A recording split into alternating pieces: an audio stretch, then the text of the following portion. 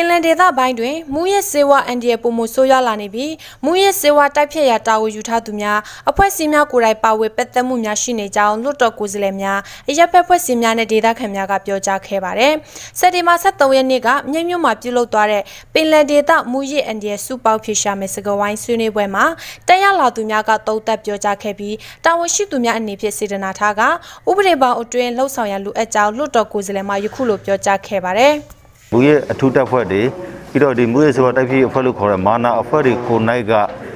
ဒီပတ်စံတောင်းရမ်းပြီးတော့ပြန်လော့ပေးထားတဲ့ဖြစ်စစ်တွေမျိုးလဲကျွန်တော်တို့သိရတယ်ဒါတော့ပြည်သူလူထုကဘာကိုသုံးသပ်လဲဆိုတော့ပတ်စံရှိရငါတို့ကတော့ပတ်စံပေးပြီးရောင်းလို့ရတယ်ဆိုတော့ပုံစံမျိုးကတော့ဒီကျွန်တော်တို့လူထုတွေရဲ့အထွေထဲမှာအဲ့လိုဖြစ်စေတယ်ပေါ့ဒါကြောင့်မို့ဒီ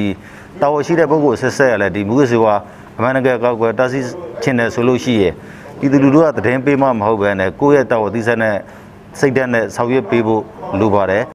မူရစ်စေဝါတိုက်ဆိုင်ရာလမ်းကြောင်းများကိုစောင့်ကြည့်ခြင်းရေလုံသားများကြားဖြစ်ပွားနေတဲ့မူရစ်စေဝါအန်ဒီရများကိုတိုက်ဆိုင်ရာဌာနတာဝန်ရှိသူများကိုတွဲဆုံဆွေးနွေးပြီးဆက်လက်လှုပ်ဆောင်သွားမှာဖြစ်ကြောင်းမြစ်ခရိုင်မူရစ်စေဝါဆက်ကြေရဲ့အသင်းမှတာဝန်ရှိသူတို့မှယခုလိုပြောကြားခဲ့ပါတယ်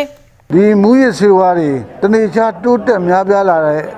ပို့ပြီးတော့ထိရောက်စွာဟန်တားနိုင်ဖို့အရေးအတွက်ကိုလည်းတိုက်ဆိုင်ရာတပ်ဖွဲ့တွေအဖွဲ့အစည်းတွေဆက်သွယ်ပြီးတော့ကျွန်တော်တို့ဆွေးနွေးပါမယ်။နောက်ပင်လယ်ပြင်အတွင်းမှာရေလုံသားတို့အတွင်းမှာပြန့်နှံ့နေတဲ့မူရစ်စေဝါအန်ဒီတွေကိုရောပါစေဖို့အတွက်လည်းသက်ဆိုင်ရာငါးလုပ်ငန်းဦးစီးဌာနနဲ့လုပ်ငန်းရှင်တွေကိုတွဲဆုံဆက်သွယ်ပြီးတော့လုံသားလူအတွင်းမှာမူရစ်စေဝါသုံးစွဲမှုအရှိန်ကိုရောပါစေအတွက်ကိုလည်းဦးစားပေးပြီးဆောင်ရွက်သွားပါမယ်ပင်လယ်ပိုင်းဒေသရှိရေလုံသားများအကြားမူရစ်စေဝါအန်ဒီမြင့်မားလာနေသလိုကုန်းတွင်းပိုင်းဒေသများရှိလူငယ်များအကြားတွင်လည်းမူရစ်စေဝါအန်ဒီတနေ့တခြားပုံမများပြားလာနေပြီးတာဝန်ရှိသူများကပြည်သူများနဲ့အတူပုံမပူးပေါင်းဆောင်ရွက်ရလိုအပ်နေကြောင်းပွဲတက်ရောက်လာသူများကသုံးသပ်ပြောကြားခဲ့ပါတယ်မူရစ်စေဝါအန်ဒီတောက်စီကောက်ွယ်ရေးတိုက်ဖြည့်ရေးဆိုတဲ့ဒီအပိုင်းအခန်းကဏ္ဍမှာဆိုရင်ကျွန်တော်တို့ကဒီပင်လယ်ပိုင်းမှာ